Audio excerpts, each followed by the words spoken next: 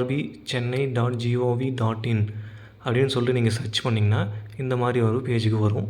இதில் நீங்கள் கீழே போனீங்கன்னா வயலட் கலரில் சிஎன் நம்பர் 4/2024 அப்படின்னு சொல்லிட்டு மென்ஷன் பண்ணியிருப்பாங்க.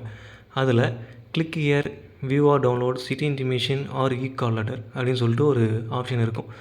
அதை நீங்கள் கிளிக் பண்ணிங்கன்னா அடுத்து இந்த பேஜுக்கு வந்து வரும்.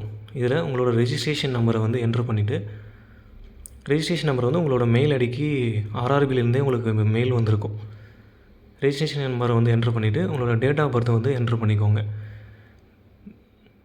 டேட் ஆஃப் பர்த்து நீங்கள் அப்ளிகேஷன் போடும்போது என்ன போட்டிருந்தீங்களோ அதுதான் போடணும்.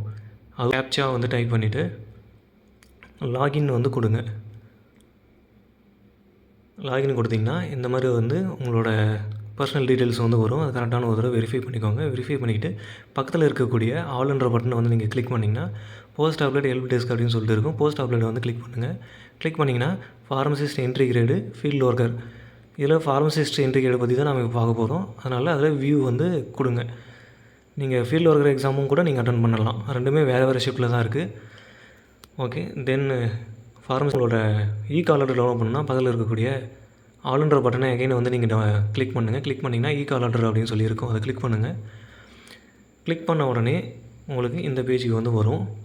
கீழே வந்தீங்கன்னா கால் லெட்டர் டவுன்லோடு மாதிரி ஆப்ஷன் வந்து கொடுத்துருப்பாங்க. அதை கிளிக் பண்ணிங்கன்னா மட்டும் போதும்.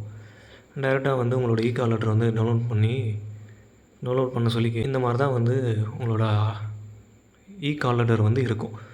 இதில் உங்களோட roll number, registration number, name, மேல் என்ன, கம்யூனிட்டி என்ன எல்லாமே வந்து இதில் கொடுத்துருப்பாங்க.